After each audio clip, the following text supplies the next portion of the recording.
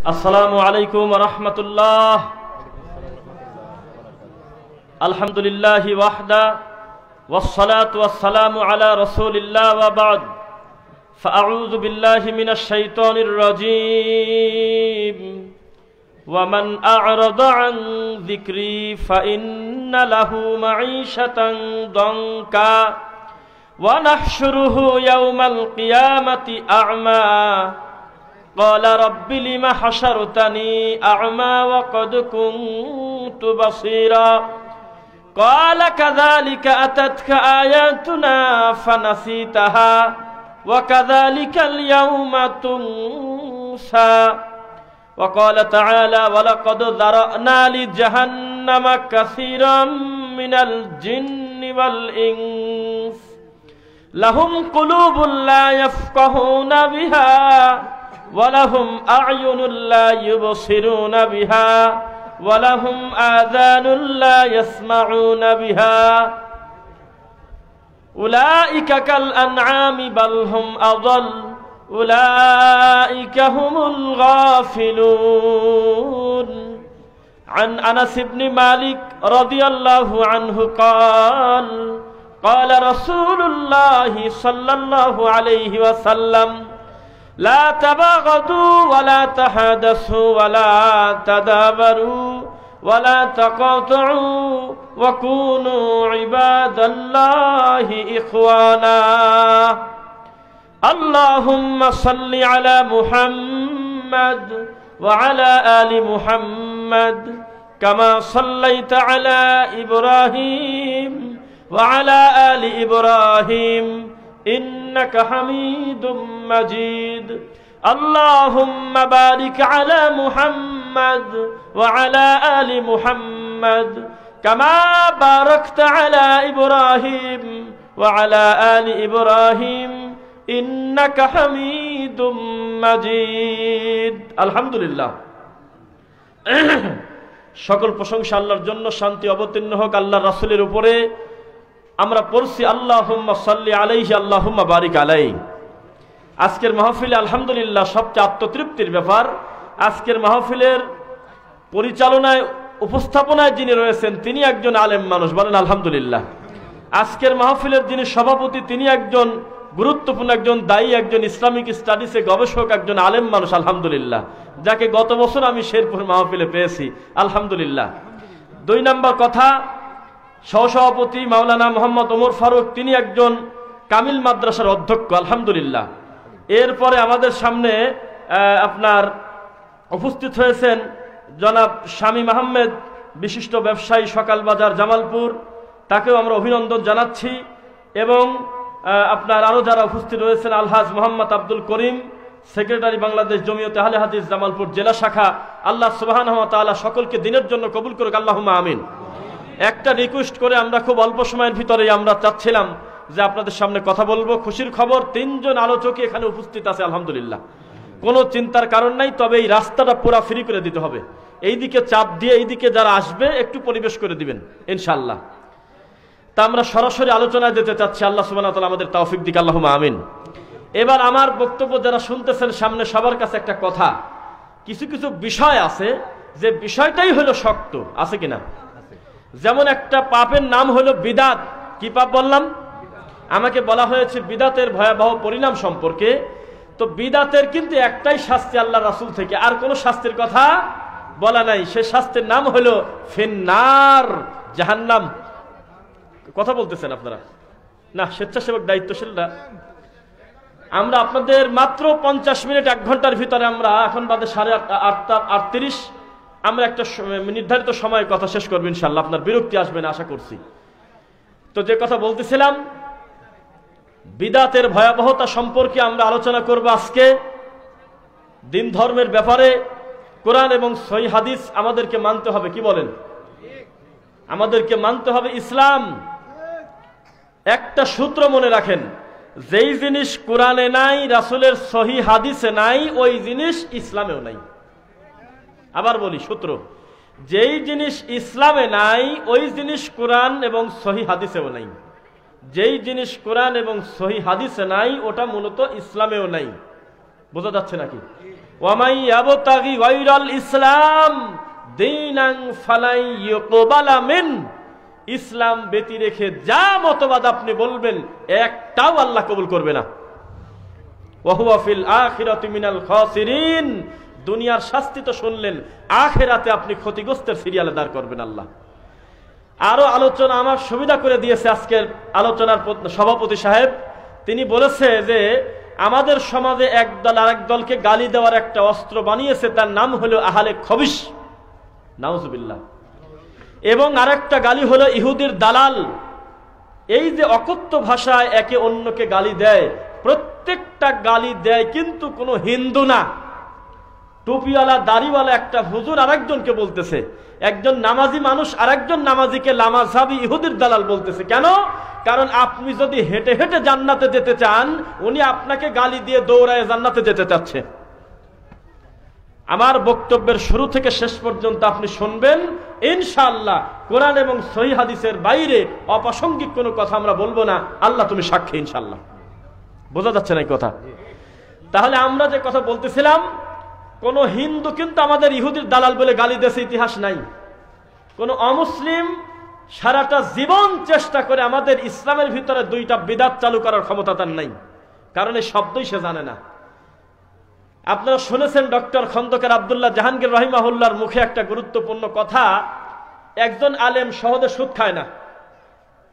একজন আলেমকে যদি বলেন যে আপনি সুদ খান, 10 লাখ টাকা আছে, সুদে লাগা দেন, প্রতি মাসে 10,000 টাকা আসবে, ভেদাল করবেন কেন? এই কাজটা করেন বসে বসে টাকা। তো আল্লাহর ভয় থাকার কারণে লোকটা সহজে এত বড় হারাম কাজে রাজি, কথা বলেন না কেন? একজন আলেমকে যদি বলেন যে আপনার চাচাতো ভাইকে বলে আমার ছেলেটার চাকরির ব্যবস্থা করে দেন, 5 লাখ টাকা দেবো, সহজে রাজি হবে না। কেন? কারণ ঘুষকে তিনি একটা মারাত্মক পাপ মনে করে। একজন আলেমকে যদি বলেন যে এই মুরব্বী ভালো না, মুরব্বীকে একটু গালাগালি করে দেন, তো সহজে তিনি গালি দিবে না, কারণ তিনি জানে যে মুসলমানকে গালি দেওয়া হলো কবিরা গুনাহ, ফাসিকি কাজ। একজন আলেমকে যদি বলেন যে ওই লোকটার মাথার পর বাড়ি দেন, উনি আপনার বদনাম করে, সহজে বাড়ি দিবে না, কারণ তিনি মানুষকে কষ্ট দেওয়াকে গুনাহ মনে করে।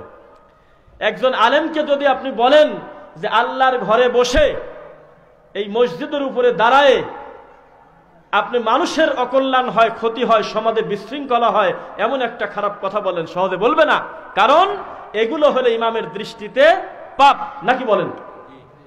কিন্তু একজন ইমামকে যদি আপনি বলেন যে আপনি নেশাদার দ্রব্য জর্দার ব্যাপারে একটু ওয়াজ করেন, তাহলে চাকরি না খেলে ছেড়ে দেয়। কারণ এই জিনিসটা তিনি খেতে খেতে এমন একটা কাজ করেছেন, ওয়ালা তাকফু মা লাইসা লাকা বিহি ইলম। এই যে কেবল একটা আয়াতটা বললেন, আলহামদুলিল্লাহ।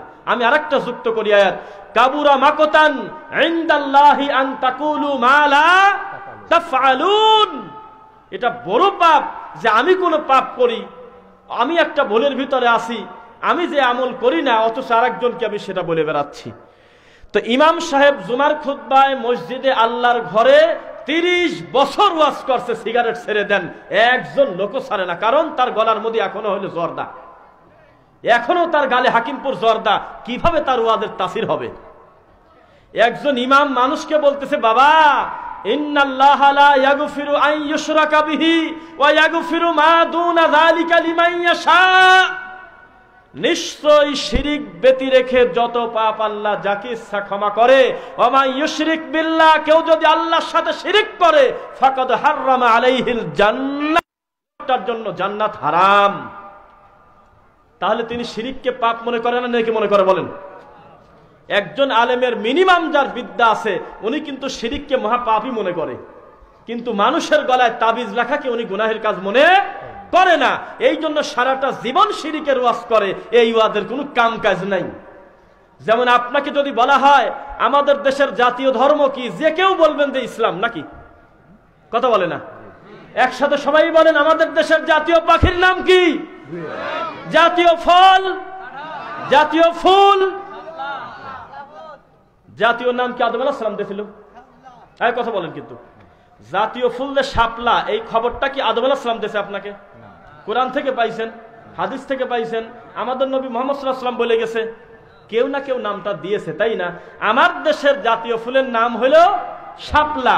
এই শাপলা কিন্তু আমেরিকার লোক মানতে বাধ্য না, কারণ তার রিলিজিয়ানে তার জায়গায় কোনটা সিচুয়েশন ডিমান্ড করে বা তারা কোন ফুলটাকে ভালোবেসে জাতীয় করবে এটা তাদের স্বাধীনতা, কারণ এটা ইসলামের সাথে সম্পর্ক নাই, এটা দুনিয়া, এটা দিন না। কথা বুঝে নেবেন। কিন্তু জাতীয় ফল কাঁঠাল, আপনি কি শিওর যে নেপালের মানুষের কাছেও কাঁঠাল জাতীয় ফল? জাতীয় পাখি দোয়েল, আপনি কি কনফার্ম যে লন্ডনবাসীর কাছেও জাতীয় পাখি দোয়েল? বোঝা যাচ্ছে নাকি?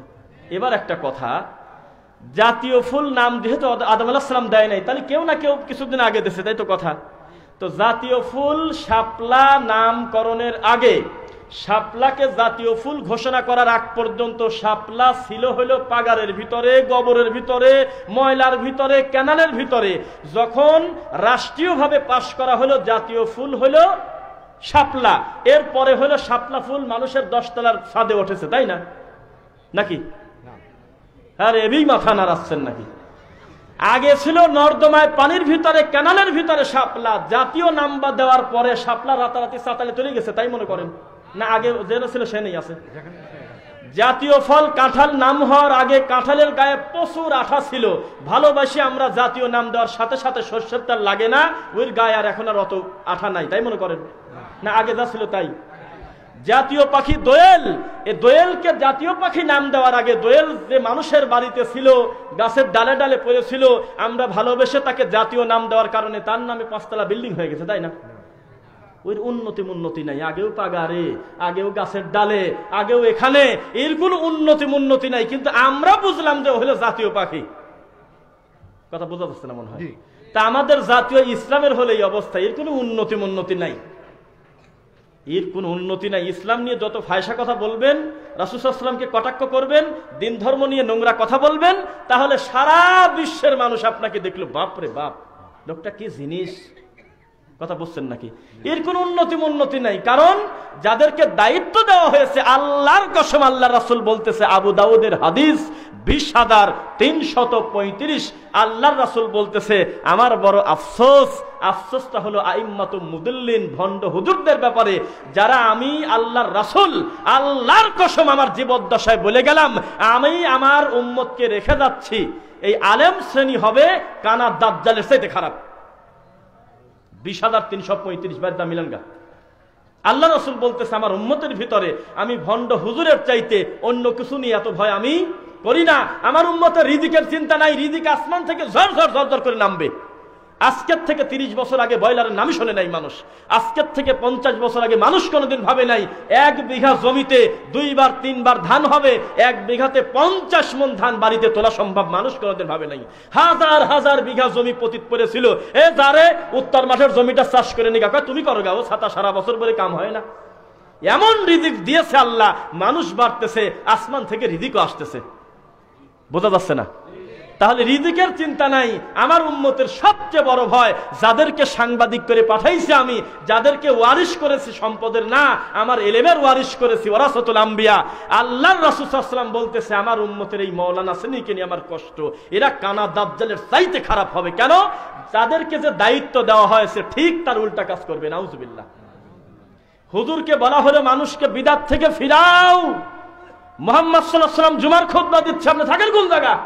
তিনি বলতেছে সমস্ত বিদআত খারাপ, প্রত্যেক বিদআতের চূড়ান্ত পরিণাম হলো জাহান্নাম।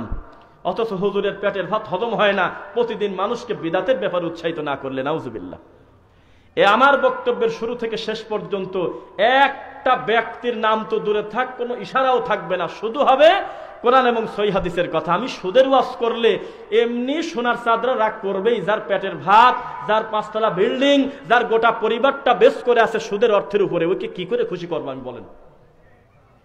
একটা লোক জর্দাদি পান খায়, বিকৃত মস্তিষ্ক হারাম দ্রব্য সাবায়া সাবায় প্রতিদিন খায়, যার সাথে 40টা দিন ইবাদত কবুল হওয়া না হওয়ার সম্পর্ক, এই লোকটাকে আমি হারাম দ্রব্যের ব্যাপারে ওয়াজ করলে কি খুশি হবে সে? এটা কি আপনার মনে হলো? একটা লোক বান্দার হক নষ্ট করে, তার ব্যাপারে যদি আমি ওয়াজ করি হাক্কুল ইবাদ, কোনোদিন কি খুশি হবে?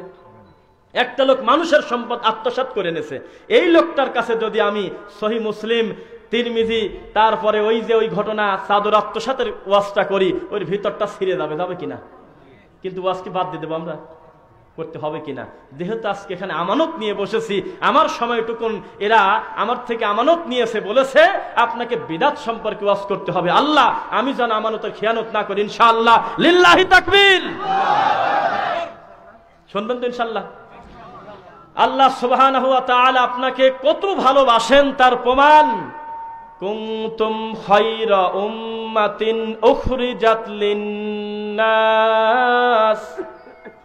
তা'মুরুনা বিল মা'রুফ ওয়া তানহাউনা আনিল মুনকার।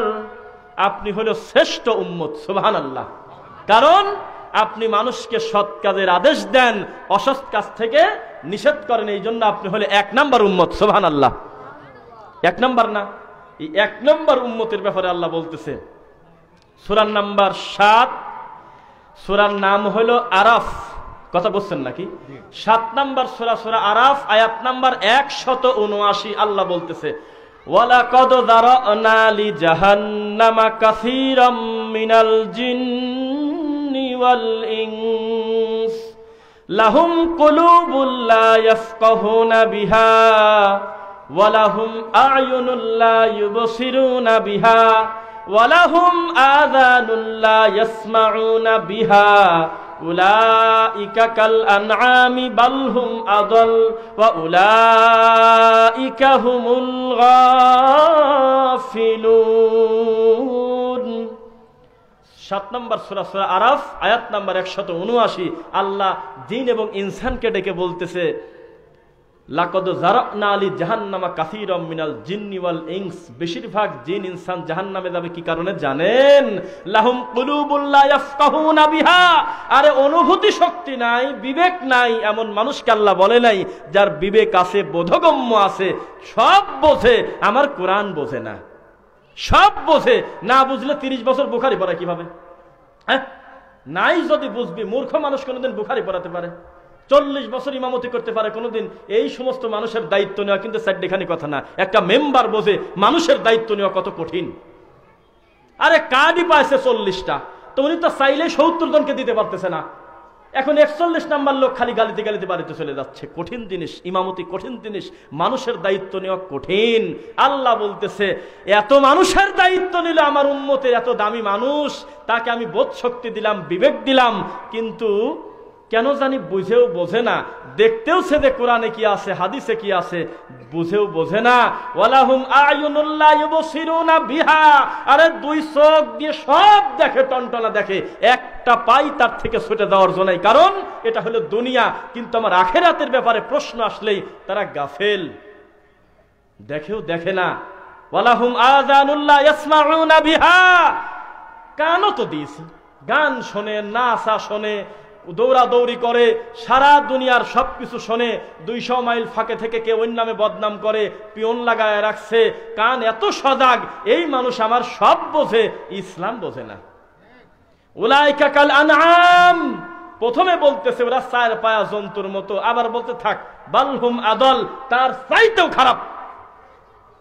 যিনি ক্রিয়েটর, যিনি খালিক, যিনি আপনাকে সৃষ্টি করেছেন, তিনি আপনাকে লকব দিচ্ছে যে আমার বান্দাকে আল্লাহ বলতেছে লাকাদ খালাকনাল ইনসানা ফি আহসানি তাকওয়িম। আমি সুন্দর অবয়ব দিয়ে আমি ভালোবেসে তৈরি করেছি, আলহামদুলিল্লাহ। এই মানুষকে আল্লাহ বলতেছে যে এরা যখন দেখেও দেখে না, বুঝেও বোঝে না, শোনেও শোনে না, এদের উপমা, এদের দৃষ্টান্ত, এদের এক্সাম, এদের মিসাল হলো এরা 4 পায়া জন্তু, বলবো কেন, তার চাইতেও খারাপ। উলাইকা হুমুল গাফিলুন। চূড়ান্ত ভাবে তারা হলো গাফেলদের ভিতরে। কথা কি বুঝছেন নাকি? তাহলে আমরা দেখেও দেখি না, এটার মানেটা কি বলেন তো? যদি বলতো দেখে না, তাহলে আমরা বুঝতাম যে তালি মনে হয় কানা, যে লোকটা চোখ নাই, দেখবে কোন জায়গা থেকে। দেখেও দেখে না মানে দেখতেছে কিন্তু দেখে না, তার মানে জানেও যে ডানে সালাম ফিরেছি, বামে সালাম ফিরাতে পারবো কিনা তার কোনো গ্যারান্টি।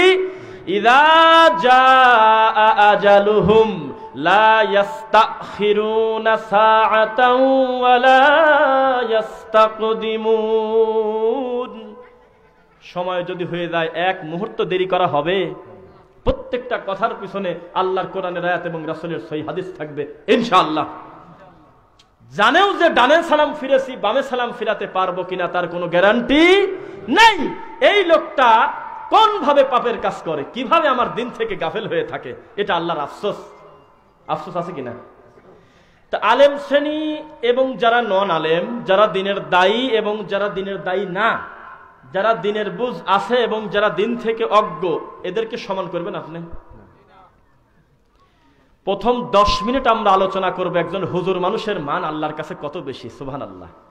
শেষের 20 মিনিট আলোচনা করব এই হুজুর যখন তার নিজের ভ্যালু ভুলে যায়, নিজের ওজনটা ভুলে যায়, সঠিক দিন ধর্ম মানুষের কাছে বলে না, ওই যে বললো একটু আগে, গালাগালি করে, অন্যকে কটাক্ষ করে, সঠিক দিন মানুষকে জানতে দেয় না, এমন আচার আচরণ, এমন বডি ল্যাঙ্গুয়েজ, এমন অঙ্গভঙ্গি করে, যেটা দেখে দেখে ইহুদি খ্রিস্টান নাস্তিকরা হাসে, আমাদের ধর্মকে কলঙ্কিত করে। তাদের পরিণতি সম্পর্কে বলবো, শুনবেন ইনশাআল্লাহ। এই হুজুরের যে কত মান, আল্লাহ তার রাসূলকে বলতেছে, কুল, কফলাম পেশ, কুল মানে হে নবী আপনি বলে দেন, হাল ইয়াস্তাবিল্লাযীনা ইয়ালামুনা ওয়াল্লাযীনা লা ইয়ালামুন। হে রাসূল সাল্লাল্লাহু আলাইহি ওয়াসাল্লাম আপনি বলে দেন যে জানা জিনিস আর অজানা জিনিস কোনোদিন এক হতে পারে? তার মানে একজন আলেম আর নন আলেম এক নয়, দিন বোঝা মানুষ আর দিন হারা মানুষ এক নয়। হে নবী আবার একটু বলে দেন তো, কুল হাল ইয়াস্তাউল আ'মা ওয়াল বাসীর। আর একজন জানা মানুষ হলো চোকালা মানুষ, আর একজন অজানা মানুষ হলো কানা মানুষ। কার কথা বলেন তো দেখি, বলতেছে মুখ দিয়ে, কার কথা? আরে পিছনে কথা বলেন না কেন? আল্লাহর কথা। কার কথা? আল্লাহর কথা। এবার আবার বলতেছে, কুল, আপনি আরেকবার বলে দেন, হাল ইয়াস্তাউইজ যুলুমাতু ওয়ান নূর। আরে অন্ধকার আর আলো যেমন, আমার দিন ধর্ম বোঝা মানুষ বান্দা আর দিন হারা মানুষ হলো তেমন। আবার বলতেছে, আরেকবার একটু বলে দেন তো, কুল হাল ইয়াস্তাউল আহইয়া ওয়াল আমওয়াত। এইবার যা বলে দিয়েছে, এই কথা অনুবাদ করলে আপনার গায়ের লোম দাঁড়ায় যাওয়ার কথা। একজন জানা মানুষকে, একজন দিনের বুঝ আছে এমন মানুষকে তুলনা করতেছে দিনহীন মানুষের সাথে, তাজা আর মরার সাথে। কোন তো দেখি কাণ্ড। একজন বলতেছে আপনি মানুষ না ফতুয়া, এটা মিলল? আপনি মানুষ না পায়জামা, এটা কি মিলল? কিসের সাথে কি? পুরা বিপরীত ব্যাপার। একটা মানুষ যত বড় পাপী হোক, তাকে মরার সাথে উদাহরণ দেওয়া কি খেলা কথা মনে করছেন আপনি? অথচ আপনার সৃষ্টিকর্তা আল্লাহ বলতেছে, যারা আমার দিন থেকে গাফেল, যারা দিন চর্চা করে না, যারা নন আলেম, যারা দিন বুঝ নাই, এমন মানুষ হলো মরা মানুষ, আমওয়াত। আর যাদের দিনের বুঝ আছে, দিনের দায়ী আলেম জানা মানুষ, তাদের ব্যাপারে বলতেছে আল্লাহ, তারা হলো তাজা মানুষ। পরিস্থিতি কত জটিল হলে তাজা আর মরার উদাহরণ আসে, আপনি কি মিলাতে পারবেন?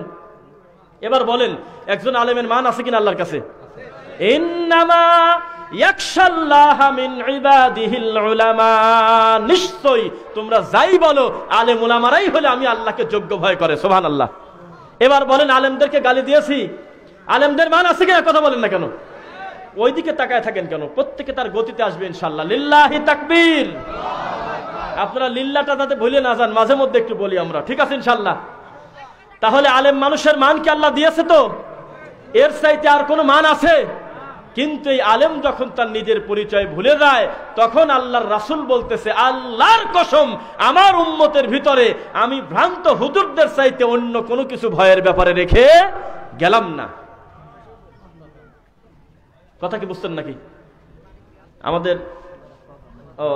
আমাদের প্রধান অতিথি জনাব মোহাম্মদ সানোয়ার হোসেন সানু, মেয়র জামালপুর পৌরসভা সাংগঠনিক সম্পাদক, আলহামদুলিল্লাহ তিনি আমাদের সামনে উপস্থিত হয়েছেন। উদ্বোধক জনাব মির্জা সাখাওয়াত আলম রনি, সাবেক মেয়র জামালপুর পৌরসভা, আলহামদুলিল্লাহ। জি, ইনশাআল্লাহ তিনি তার আসন গ্রহণ করে আমরা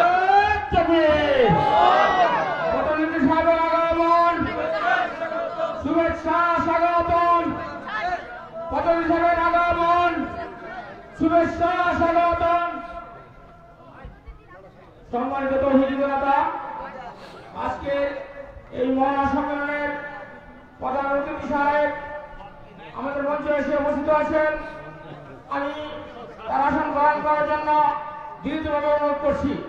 সাথে সাথে আজকের এই মহাসম্মেলনের সম্মানিত উদ্বোধক সাহেব আমাদের মঞ্চে এসে উপস্থিত আছেন। আমি তার আসন গ্রহণ করার জন্য দৃঢ়ভাবে অনুরোধ করছি। সাথে আজকের মহাসম্মেলনের ঘোষিত বিশ্বনবী সাহেব বৃন্দ যারা উপস্থিত হয়েছেন, আমি তাদের আসন গ্রহণ করার জন্য দৃঢ় অনুরোধ করছি। আলহামদুলিল্লাহ পড়ি সবাই। আপনারা নীরব ভাবে বসে পড়বেন ইনশাল্লাহ। আমার মনে হয় পিছন থেকে বসাটাই বেশি ভালো, এই লোক ডিঙিয়ে আপনারা বসবেন না ইনশাল্লাহ, নাকি? এদিকে যেহেতু জায়গা পূর্ণ হয়ে গেছে, পিছন দিক থেকে বসার পরিবেশ করেন ইনশাল্লাহ। কোনো আওয়াজ হবে না ইনশাল্লাহ, আপনারা কোনো আওয়াজ করবেন না, পারবেন ইনশাল্লাহ? তখন তার মর্যাদা কোথায় যায় এইটা আমরা আলোচনা করব ইনশাল্লাহ। একটা মানুষ, আপনারা বলেন পৃথিবীর ইতিহাসে কোন চোর চুরি করার সময় কি নেকি মনে করে চুরি করে? কেউ বলেন? বলেন। কোন পৃথিবীর যে ধর্ম একজন মানুষ পালন করুক, চুরিকে কোনোদিন কেউ নেকির কাজ মনে করে করে না, গোনাকে গোনা মনে করেই করে। পেটের দায়ে করুক আর খাসিলতের কারণে করুক আর স্বভাবে করুক, লোকটা গোনাকে গোনা মনে করেই করে, ঠিক নাকি? বান্দার হক নষ্ট করেছে দাম্ভিক ক্ষমতার জোরে, কিন্তু জীবনে কোনোদিন মানুষের কাছে বলে নাই যে আমি অমুকের জমি জবরদস্ত করে লিখে নিয়েছি, আমি একটা জিনিস আমি আল্লাহর কাছে নেকি পাবো। কেউ কোনোদিন বলে না।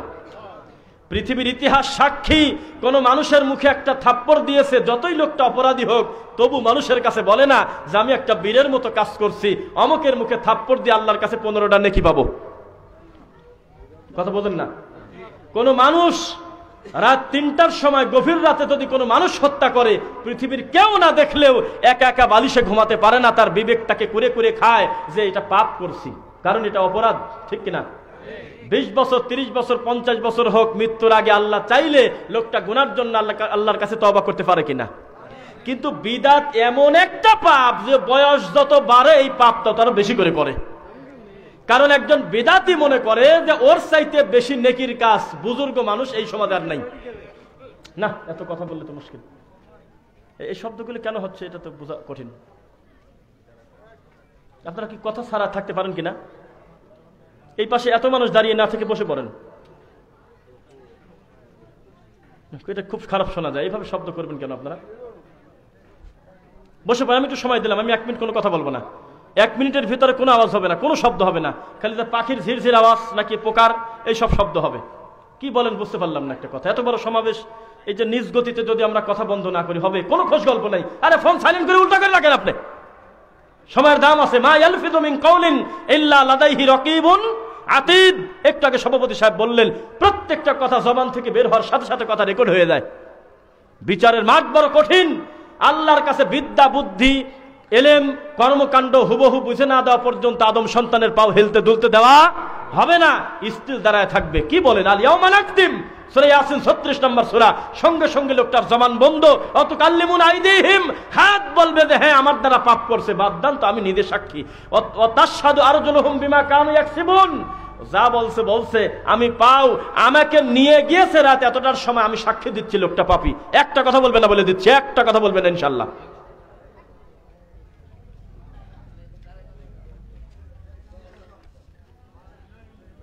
বুঝলাম না আসলে এইভাবে কেন সাইড থেকেই করেন। এটা আমার একটা স্বভাব। শোনেন, মানে বক্তব্য শুনতে এসেছেন আমার থেকে, আপনি বেশি গুরুত্বপূর্ণ হলে চেয়ার ছেড়ে দিচ্ছি। বারবার নিষেধ করে শব্দ করেন না, ও চাচা ও খালু এভাবে ডাকাডাকি করেন কেন? আপনি আপনার মতো বসে পড়েন। এই স্বভাব।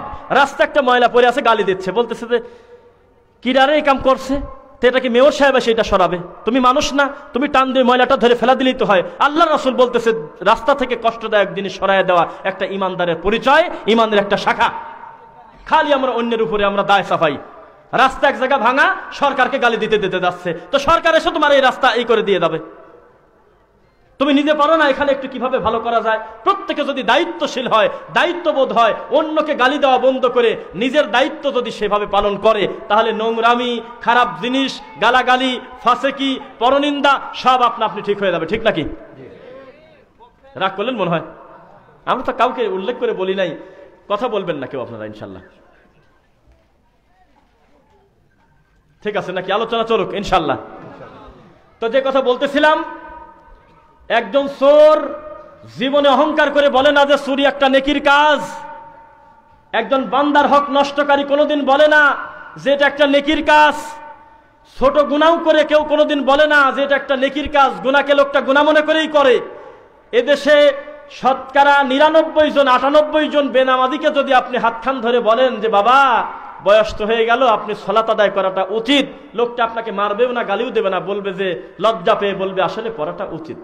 পড়ি না, এটা ঠিক না, আসলে পড়া উচিত। কারণ সালাত ত্যাগ করাটাকে লোকটা পাপ মনে করে, কিন্তু একটা বিদাতি কত খারাপ যে ও পাপ মনে করে এটা করে না, অথচ এর শাস্তি হলো জাহান্নাম। দিন যত যায় বিদাতি আরো বিদাতের প্রতি আরো বিগড়ে যায়।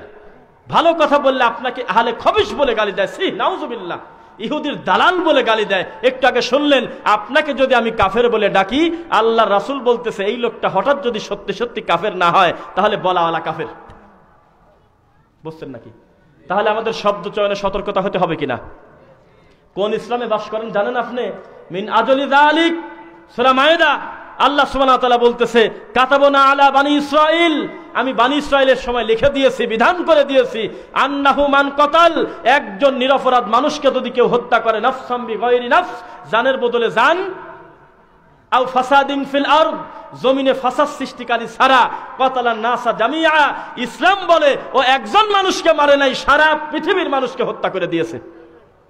ইসলামের সবচেয়ে বড় সৌন্দর্য, মানবতার বিরুদ্ধে কোনো কথা নাই, আলহামদুলিল্লাহ। ইসলামের সবচেয়ে বড় সৌন্দর্য, কোনো মুসলমান কষ্ট পাবে, কোনো অমুসলিমও কষ্ট পাবে, গালি পাবে আপনার থেকে, এটা ইসলামের শিক্ষা নয়। এই ইসলামকে আমরা কলঙ্কিত করছি। জালসার মঞ্চে এসে হিন্দি গান নকল করে বক্তা কয়, জালসার পোস্টার এইভাবে বিড়িয়ে বানায়, ৬-৭ রকমের আইটেম বিড়িয়ে খাওয়া দেখায় নাকি? দেখায় না? তা আজকে আমরা কারা এটার পরিচয় দিয়ে দেয়, আর ভ্রান্ত কারা এটা বোঝায় দেব ইনশাআল্লাহ। যারা জালসার মঞ্চকে কৌতুকের মঞ্চ বানিয়েছো, যারা হিন্দি গান নকল করে মানুষের সামনে বলো, যারা সিগারেট কিভাবে খায় দেখাও, যারা বিভিন্ন গানকে মানুষের সামনে প্রেজেন্ট করে আল্লাহর দিন ধর্মকে তামাশার পাত্র বানিয়েছো, আল্লাহর কসম বিচার হবে একদিন। হবে কিনা? মানুষের সামনে হাসির পাত্র করে দিয়েছে। ওই ফুটেজগুলো, ওই ক্লিপগুলো নিয়ে অমুসলিম বলেই দেখো ইসলাম মানেই হলে এইটা। আসলে কি তাই? ওই রাস্তা অবরোধ করে নিরীহ মানুষের রাস্তা আটকায়ে নারায়ে তাকবীর বলে আগুন জ্বালায় দিল। ওই 15 জনকে দেখে আপনি ইসলাম বিচার করতে কোনোদিন পারেন না। ইসলাম কোনোদিন মানবতার বিরুদ্ধে কোনো কর্মকাণ্ড সাপোর্ট করতে পারে না। যারা এই কাজ করতেছে তারা দিনের বুঝ নাই, তারা জাহেল। মানুষকে কষ্ট দেওয়া কোনোদিন জায়েজ নাই। শোনেন, আপনি 5 দিন মসজিদে গিয়েছেন জুমার সালাতে, 5 জুমাই আপনার জুতা চুরি হয়ে গেছে, হতে পারে কিনা? 5 দিন জুতা চুরি হয়ে গেছে, এই জন্য কি আপনার পছন্দ মতো আর এক জোড়া বাড়িতে নিয়ে যাবেন নাকি? বলেন দেখি। ইসলাম বলে খালি পায়ে বাড়িতে চলে যাও, লা তাসিরু ওয়াসিরাতুন উসরা উখরা, একজনের বোঝা আর একজন কোনোদিন বহন করবে না। তুমি যার জুতা নিতে চাচ্ছ খালি পায়ে থাকার কারণে, ওই লোক তো তোমার জুতা নেয় নাই।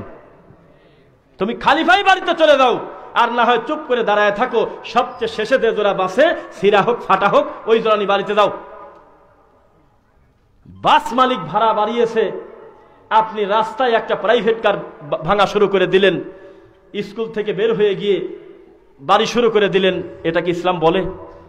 এই প্রাইভেট কারওয়ালার দোষটা কি বলেন?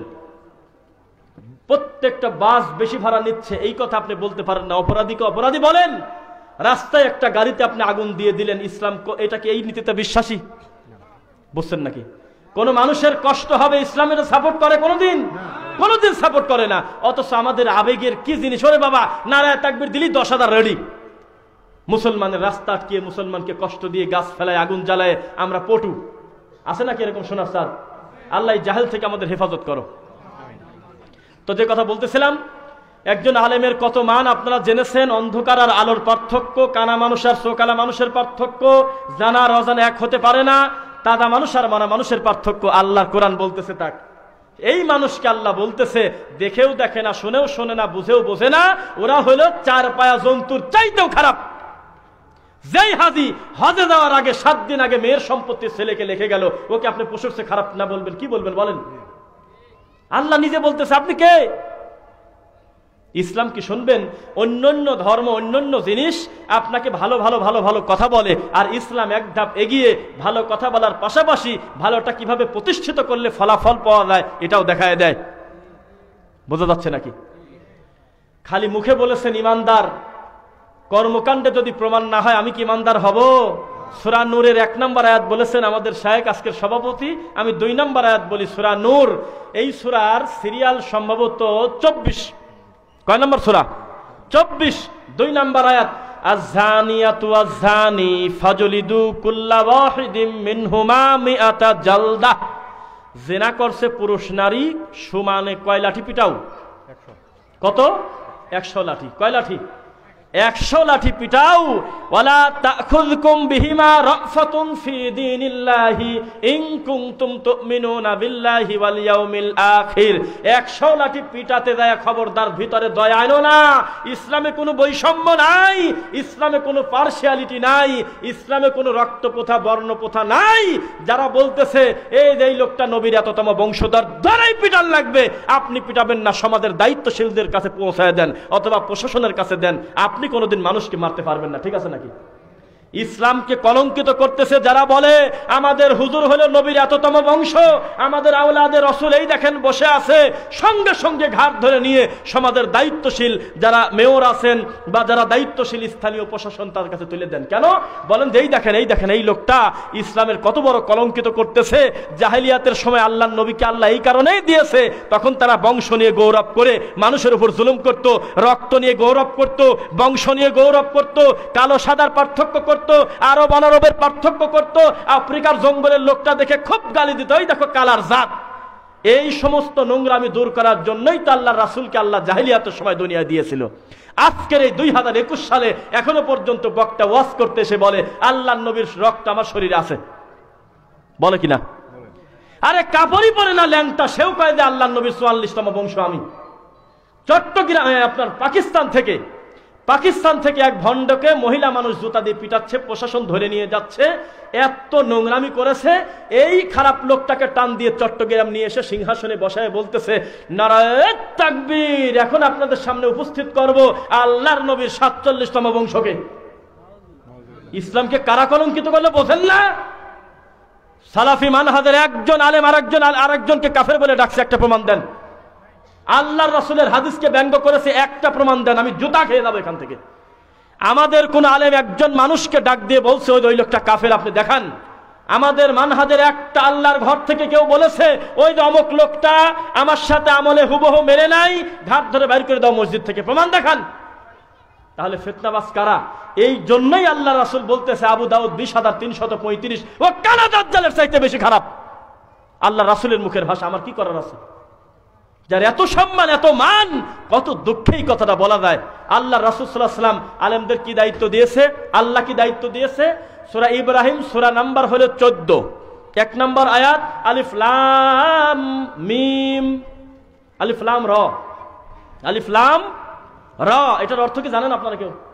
এনে বহু আলেম আছে, জানেন নাকি? আপনি তো জানেন না, কিন্তু লালন ফকির জানি গেছে। কিভাবে জানি? ও কিভাবে ঠিক পেয়ে গেছে? কয় আলিফে আল্লাহ, লামে এইটা, মিমে মুহাম্মদ, নাউজুবিল্লাহ। অথচ যার উপরে কোরআন নাজিল হচ্ছে তিনি বলতেছে আল্লাহু আ'লামু বিমুরাদ, তাহা হা মিম আইন সিন কফ আলিফ লাম মিম আলিফ লাম রা, এই প্রত্যেকটা বিচ্ছিন্ন হরফের অর্থ শুধুমাত্র আমার আল্লাহই ভালো জানে। বোঝা যাচ্ছে নাকি? কিন্তু বাঙালি কিভাবে দিন খবর পেয়ে গেছে, কিভাবে জানি ঠিক পেয়ে গেছি আমরা যে এখানে একটা গবেষণা করা যায়। নাউজুবিল্লাহি মিন যালিক। কিতাবুন, এটা বুঝতে আর অষ্ট নাই। কিতাবুন, কিতাব দিয়েছে আমি, আনজাল্লাহু, উপর থেকে আমি আল্লাহ নাজিল করেছি, ইলাইকা, আপনার উপরে, লি মানে জন্য, তুখরিজা খরাজা বের করার জন্য, মিন মানে হতে, জুলুমাত মানে অন্ধকার সমূহ, ইলা মানে দিকে, নূর মানে হলো হেদায়েত, নূর মানে ইসলাম। বোঝা যাচ্ছে নাকি? কোরআন হাদিস দেওয়ার, ইসলাম দেওয়ার এটাই তো উদ্দেশ্য। কিভাবে কুসংস্কার থেকে, অন্ধকার থেকে, খারাপি কাজ থেকে মানুষকে আপনি আলোর দিকে, হেদায়েতের দিকে ডাকতে পারেন।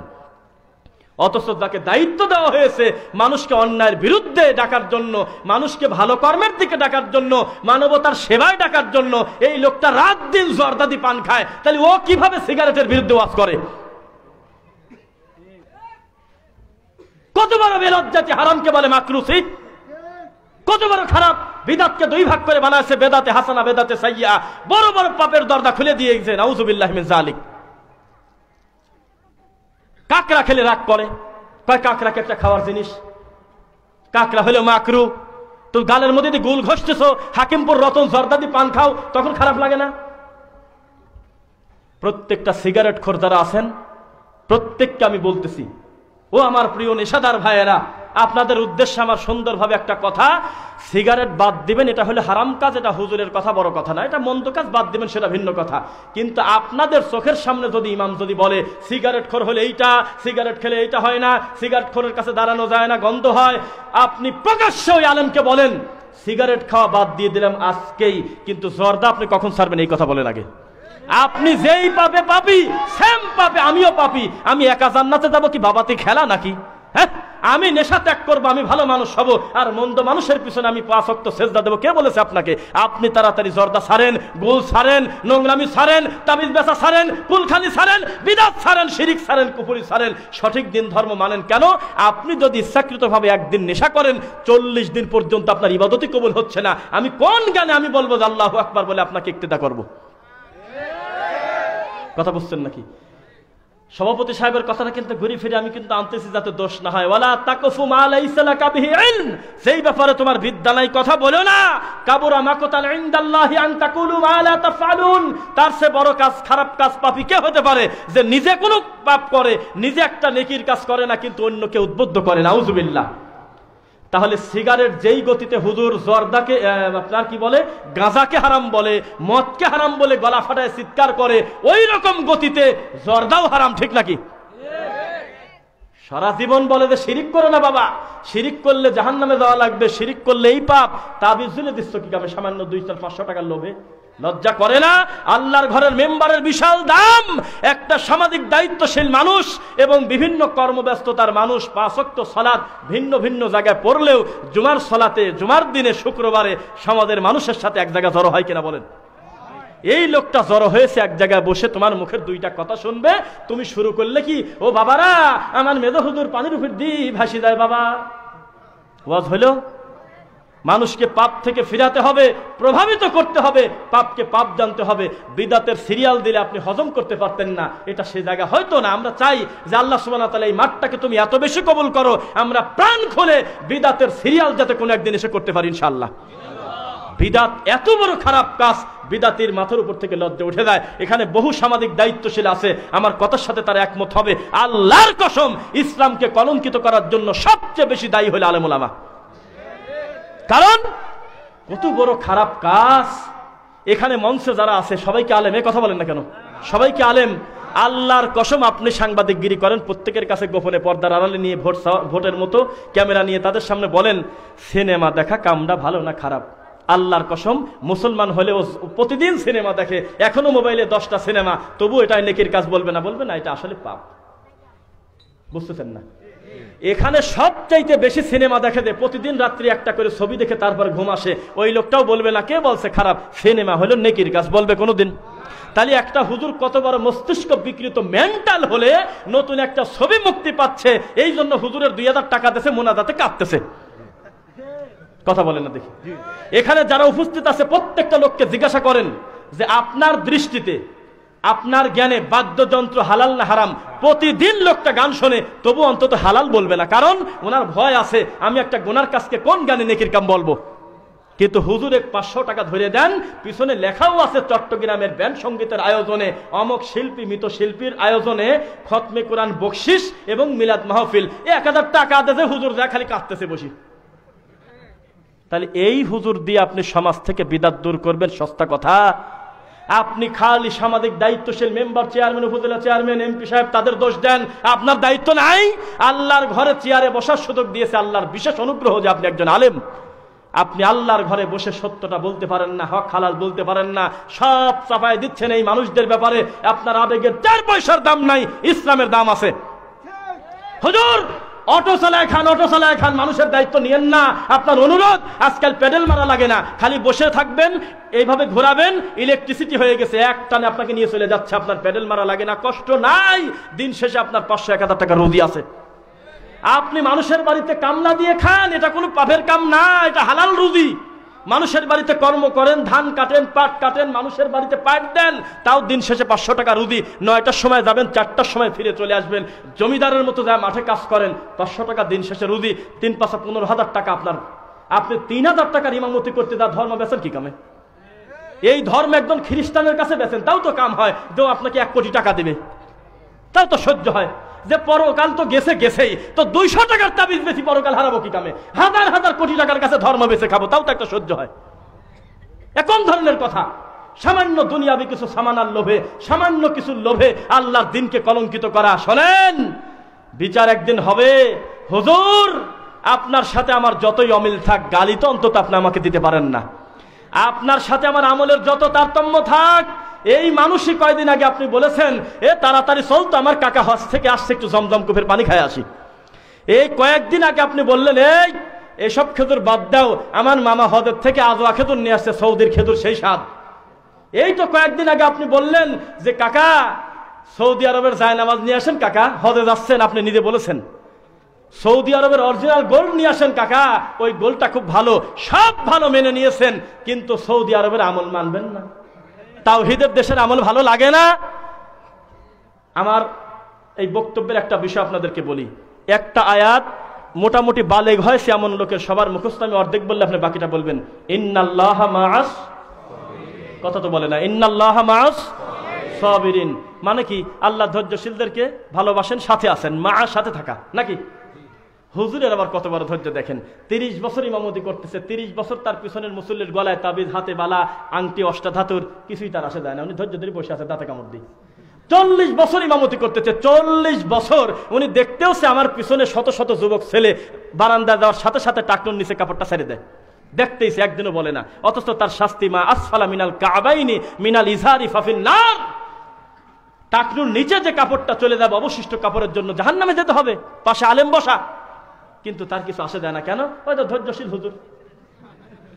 একটা হুজুর 30 বছর ইমামতি করতেছে, 30 বছর উনি জানে আমার পিছনের হাদি সাহেব যে হজ করে আসছে, এই বাবাজি হলে মেয়ের সম্পত্তি ছেলেকে লিখে দিয়েছে, তাহলে কি জাহান্নামের আগুন থেকে বাঁচানোর দরকার আছে কিনা?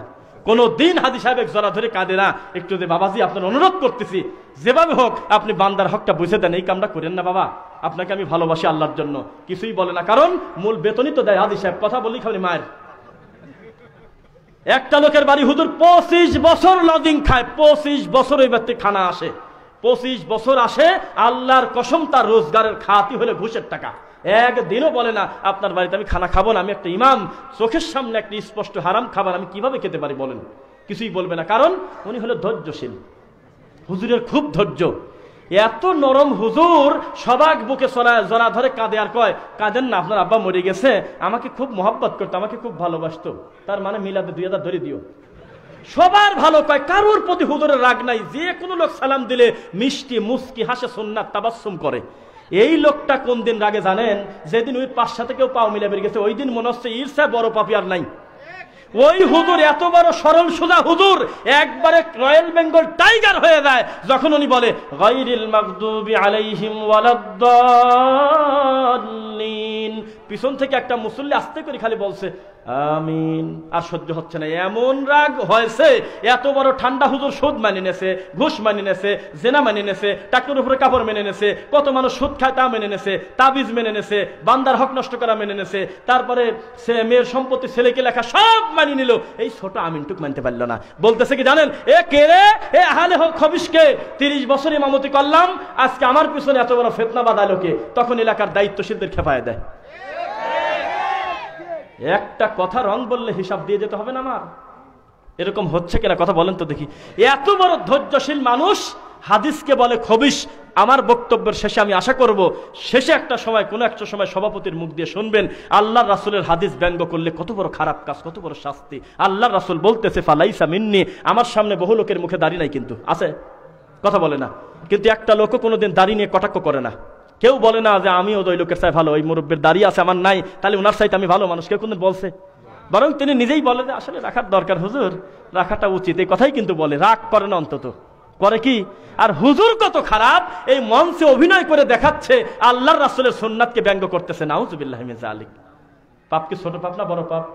তাহলে এই ধৈর্যশীল মানুষটা মেনে নিতে পারতেছে না, এত বড় কাম করলো কিনা রে, এ পিছন থেকে আমিন বললো কিনা, হলে ইহুদের দালাল। শুনতেছেন নাকি? তাহলে এত বড় ধৈর্যশীল মানুষ খেপে যাচ্ছে, তাহলে এইরকম ধৈর্যের দরকার আছে? এরকম ধৈর্যের দরকার আছে? তোমাকে বলা হলো তোমার কলিজার টুকরা মুসল্লি, উপজেলা চেয়ারম্যান, মেয়র সাহেব অসুস্থ, এত দিন তোমার পিছনে সেজদা দেছে, তুমি নিজে তার বিছানার কাছে গিয়ে মাথায় হাত দিয়ে বলো লা বাসা তাহুরান ইনশাআল্লাহ। মেয়র সাহেব, ভাইজান, সভাপতি সাহেব, অতিথি সাহেব, আমি আল্লাহর কাছে দোয়া করি আল্লাহ আপনাকে উত্তম শেফা দিবেন, ইনশাআল্লাহ আপনার কিছু হবে না। এই কথা বলে যদি বিছানার কাছ থেকে ইমাম সাহেব বাড়িতে চলে আসে, আল্লাহর কসম ইমাম সাহেব হয়তো জানেই না 70,000 রহমতের ফেরেশতা তার জন্য আল্লাহর কাছে মাগফিরাত করতে থাকে। শুধু সভাপতির বাড়িতে গিয়ে খালি মাথায় হাত দিছে, হুজুরের তো টাইমই নাই, হুজুর বসে আছে এই মরা মরা হইলেও বলি, অসুস্থ হইলেও বলি, আগামী জুমাই 5 কেজি জিলাপি নিয়ে আইলো বলি, একটু আখেরি করে দেন, 2000 টাকা দিয়ে আমার আব্বার জন্য একটু কাঁদিয়ে দেন। অথচ আল্লাহর রাসূল সাল্লাল্লাহু আলাইহি ওয়াসাল্লাম বলতেছে অসুস্থ ব্যক্তিকে নিজে দেখতে যেতে হবে। কথা বলেন না কেন? আমার এই বাবাজিকে অথবা আমার এই ভাইকে উনি অসুস্থ হয়েছে শোনার সাথে সাথে ইসলাম বলে আমি পায়ে হেঁটে তার কাছে গিয়ে মাথায় হাত দিয়ে বলবো লা বাসা তাহুরান ইনশাআল্লাহ, কিচ্ছু হবে না, আল্লাহ আপনাকে সুস্থ করে দেবেন। এই ছোট্ট শব্দের ওজনটা কত বেশি! সারা দিন খালি কাঁদেই, কয় চিন্তা করবেন না যতই হোক আমি জানাজার আগেই 4 খতম আমি দিয়ে থুচ্ছি, আগে 3টি পড়া আছে।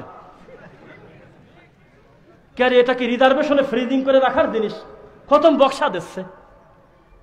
কয় যে আপনি তো বললেন 4টির কথা, আমরা মনে করছি একটা পর্ব নেই, সমস্যা নেই, আমার আগে পড়া আছে, ওই 3টে আমি বক্সা দেবো না। ইসলাম কি এরকম ডেলিভারি সিস্টেম আছে? এরকম কুরিয়ার সার্ভিস আছে যে আপনার মন মতো ওই কোন একটা লোক দাঁড়া আছে, আপনি বললেন চলে যা 4 রাকাত নফল নামাজ, চলে গেল, চলে যা সূরা বাকারা সূরা, চলে গেল? সস্তা কথা। ইসলামের দাবি হলো লোকটা নিজে কোরআন পড়বে, মান করা আবিল হারফ কুরআন আবিল হারফ ফালাহু আশরু আমসালিহা। একটা হরফ যদি আল্লাহর কোরআনে কেউ পড়ে 10টা নেকি পাওয়া গেছে। তুমি কত বেলজ্জাতি হুজুর, তুমি করছাও কি আল্লাহর কোরআনের আয়াত কাটি প্যাকেট করে নিরীহ বাচ্চার গলায় ঝুলে দিছাও। আর তুমি সরকারের বিরুদ্ধে লাগো, তুমি অমুককে কাফের, অমুককে ধরো, অমুককে মারো, অমুক থেকে বের করে দাও। তুমি কোন জাতির লোক সেই কথা বলো না কেন? তুমি আল্লাহর ঘরটা অপবিত্র করে রেখেছো আল্লাহ রাসূলকে অপমান করার কারণে। বিচার বড় কঠিন জিনিস। এখন যে কথা বলবো মুরব্বী বাবাজিরা যারা হাদিসটা শোনেন নাই, আল্লাহর কসম, আল্লাহর কসম, আল্লাহর কসম 3বার বললাম। 3টা হাদিস বলে আমি বক্তব্য শেষ করবো। নিশ্চিত আপনার গায়ের লোম হয়তো দাঁড়াতে পারে। আল্লাহ রাসূল দাঁড়ায় আছেন, উম্মত আসতেছে আল্লাহ রাসূলের কাছ থেকে। কেন বলেন তো? আল্লাহ রাসূল সাল্লাল্লাহু আলাইহি ওয়াসাল্লাম বিশেষ একটা মর্যাদা আল্লাহর কাছ থেকে বিচারের মাঠে পাবেন। কোথায় সেই জায়গা? এই তো ঠিক পেয়ে গেছে, হাউজে কাউসারের পানির কাছে দাঁড়ায় আছে। আল্লাহ রাসূল বলতেছে আমার সামনে থেকে যদি কেউ 1 ঢোক পানি খায়, একটু পানি খায়, আল্লাহর কসম জান্নাতে যাওয়ার আগ পর্যন্ত তার গলায় ঠেকবে না, আর তৃষ্ণা লাগবে না। আল্লাহ রাসূল আশা করে বসে আছে, দেখাই যাচ্ছে আমার উম্মত আসতেছে, আসার সাথে সাথে আমি পানি ঢেলে দেবো, এই পানি গালে দিয়ে জান্নাতে চলে যাবে। আল্লাহর কসম, আল্লাহ রাসূলের সহিহ হাদিস, বুখারীর হাদিস। তখন যেই আল্লাহ রাসূলের কাছাকাছি আসলো, ধরে নেন আমরা জানি না, এই ক্যামেরার কাছাকাছি যখন আসলো, তা রাসূল তখন আশা করে আছে আসলেই পানি দিয়ে দেবো। যেই কাছাকাছি আসছে ঘাড় ঘুরি ফেরেশতারা নিয়ে চলে যাচ্ছে। সঙ্গে সঙ্গে আল্লাহ নবী তাদেরকে ফোর্স করলেন, দাঁড়াও দাঁড়াও। সঙ্গে সঙ্গে কাউন্টার দিলেন যে এদেরকে নিয়ে যাচ্ছ কেন? এটা তো আমার উম্মত, আমি দেখতেছি আমার উম্মত।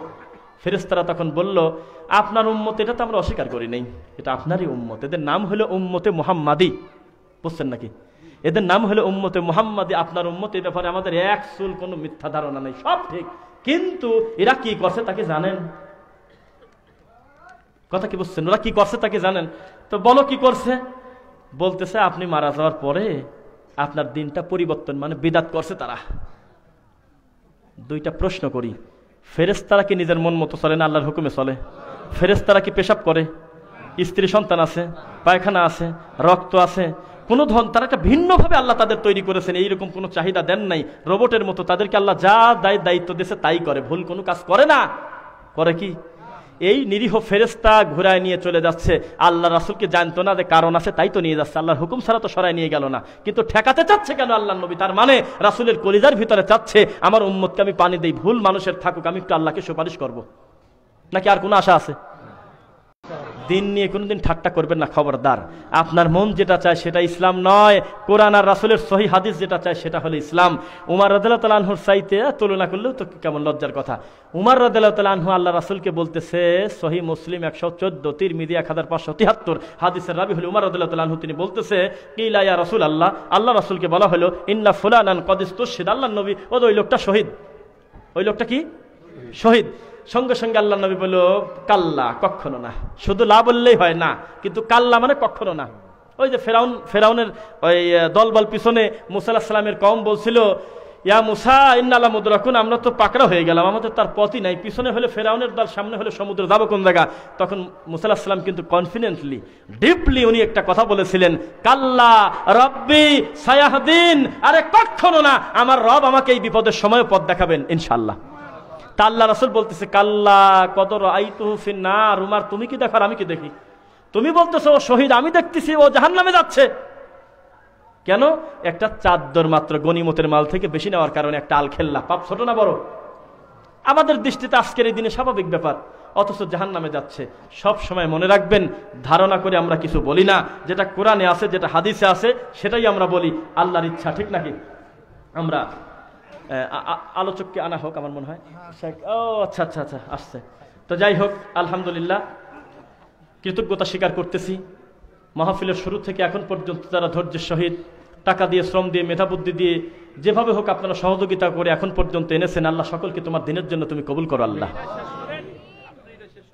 কোনটা? ও আহা আলহামদুলিল্লাহ। কিন্তু আচ্ছা তাহলে বলবো নাকি? মাশাআল্লাহ। না না এটা ঠিক আছে, বাস আমরা খুশি, আমরা আত্মতৃপ্ত। 10 সেকেন্ড একটা কথা বলি, আমরা বহু মাহফিলের প্রধান অতিথি, বিশেষ অতিথির শুধু না আমি পাই, আসে না, বোঝেন নাকি? এইরকম ধৈর্য সহকারে নিজের গ্রামের মানুষদের কাছে এত কাছাকাছি থেকে ওয়াজ শোনা, আল্লাহ তুমি তাকে দিনের জন্য কবুল করো আমার ভাইকে। এইবার একটা কথা বলি, এই হাদিসটা আছে আল-লুলু ওয়াল মারজান 71 নাম্বার, বুখারী মুসলিম উভয় মুত্তাফাকুন আলাইহি হাদিসটা আছে। হাদিসের রাবি হলো আবু হুরায়রা রাদিয়াল্লাহু আনহু, নাম শুনছেন নাকি? তিনি বলতেছে আমরা একটা যুদ্ধে ছিলাম, তো যুদ্ধে থাকার পর আল্লাহ রাসূল কি মনে করে হঠাৎ করে বলল যে ওই লোকটা জাহান্নামে যাবে। তা আমরা বললাম আর বিষয় খেয়াল টেয়াল নাই, হঠাৎ করে যুদ্ধে লেগে গেল। যুদ্ধ হওয়ার পর লোকটা বীর দর্পে বহু কাফেরকে হত্যা করে উনি জাহান্নামে পাঠিয়ে দিল, খুব বীর। হঠাৎ করে আল্লাহ রাসূলের কাছে একদল সাহাবী এসে বলতে, আল্লাহ নবী আপনি যাকে বলেছিলেন যে লোকটা জাহান্নামে যাবে, ও তো জিনিস একখান, ও তো সেই রকম বীর দর্পে ইসলামের পক্ষে জিহাদ করলো, কিন্তু অসুস্থ ছিল খুব, মরে গেছে। কিন্তু আপনি যে বললেন জাহান্নামে যাবে, মিলাতে পারতেছি না। হঠাৎ করে আরেক গ্রুপ এসে বলতেছে, আল্লাহ নবী আপনি যাকে বলেছিলেন যে জাহান্নামে যাবে, ও মরে নাই, তবে মারাত্মক আহত। শুনছেন নাকি? তখন আল্লাহ রাসূল বলল যে ও তাই নাকি, আচ্ছা। যেহেতু রাসূল মুখ দিয়ে বলেছে, সাহাবীদের কৌতূহল শেষ পর্যন্ত ফিনিশিং দেখবো লোকটা কি কাজ করে, কোন কারণে জাহান্নামে যাবে। আমরা তো জানি কোন ব্যক্তির আখিরুল কালাম লা ইলাহা ইল্লাল্লাহ ফা দাখালাল জান্নাহ, কোন পাপী ব্যক্তি যদি শেষবার বলতে পারে আল্লাহকে, আল্লাহ লা ইলাহা ইল্লাল্লাহ, তাহলে সেটাই যদি তার মুখের শেষ বাক্য হয়, তাহলে আল্লাহ তাকে জান্নাত দিবেন ইনশাআল্লাহ। কিন্তু একটা সাহাবী, ভালো মানুষ, ইসলামের পক্ষে দেখতেছি আমরা, জিহাদ করল আল্লাহ রাসূলের পক্ষে, এই লোকটাকে জাহান্নামে বলল, কারণ আগে খুঁজি। এখন দেখে রাত্রিবেলা কাটা শরীরের ব্যথা সহ্য করবেন না পারে আত্মহত্যা করে ফেলছে। তখন আল্লাহ রাসূলের কাছে এসে বলল, আল্লাহ রাসূল আপনি যাকে বলেছিলেন যে জাহান্নামে যাবে, কেবলমাত্র 2 চোখ দিয়ে দেখলাম রাতের অন্ধকারে গোপনে আস্তে করে ব্যথা সহ্য করতে না পারি মরে গেছে, আত্মহত্যা করছে লোকটা। তখন আল্লাহ রাসূল বললেন, তোমরা সাক্ষী থাকো আমি আব্দুল্লাহ এবং রসুলও, আমি শুধু আব্দুল্লাহ না, আমি আল্লাহর বান্দা এবং আল্লাহর রাসূল সাল্লাল্লাহু আলাইহি ওয়াসাল্লাম। তো কাউকে সন্দেহ করে, কাউকে অমুক বিশাল বড় পদবি দিয়ে আলেমদের ব্যাপারে বাড়াবাড়ি করে কোনো প্রয়োজন নাই। আছে কি? যার যে যোগ্য মান আপনারা সেইটাই দেবেন ইনশাআল্লাহ। এই যে কথাগুলো বললাম, আল্লাহ তুমি সাক্ষী, এই জামালপুরের প্রত্যেকটা লোক যদি কোরআন এবং সহিহ হাদিস মানে, আল্লাহর কসম দুনিয়াবি আর্থিক কোনো উপকার আমার নাই, শুধু তোমার দিনের উপকার আছে, আল্লাহর আখিরাতের উপকার আছে আমার, যে সেখানে গিয়ে আমি একটু উপকার পাবো, যে আমার বক্তব্যের দ্বারা 2টা মানুষ হেদায়েত হয়েছে, ব্যাস। কথা কি বুঝছেন নাকি? সুতরাং যে কথাগুলো বললাম, আল্লাহ সুবহানাহু ওয়া তাআলা আমাদের বিদাতের মতো ভয়াবহ পাপ থেকে হেফাজত করুক, আল্লাহুম্মা আমিন। এইরকম লোড নেওয়ার, এইরকম পরিস্থিতি যেন আল্লাহ এই মাঠে তৈরি করে দেন, কোনো একদিন আমরা এসে 100, 200, 250 বিদাতের সিরিয়াল করে আপনাদেরকে দেখাতে পারবো। এই তৌফিক আল্লাহ দিক। এবং আশেপাশে যত আলেম ওলামা, যত ছাত্র ভাই, যত কোরআনে হাফেজ আছে, আল্লাহ তুমি সকলকে তোমার দিনের জন্য কবুল করো। আল্লাহ আজকের এই মাহফিলের সকল দায়িত্বশীলদেরকে তুমি তোমার দিনের জন্য কবুল করো, আল্লাহুম্মা আমিন। সুবহানাকা আল্লাহুম্মা বিহামদিক, আশহাদু আল্লা ইলাহা ইল্লা আনতা, আস্তাগফিরুকা ওয়া আতুবু ইলাইক। আসসালামু আলাইকুম ওয়া রাহমাতুল্লাহি ওয়া বারাকাতুহু।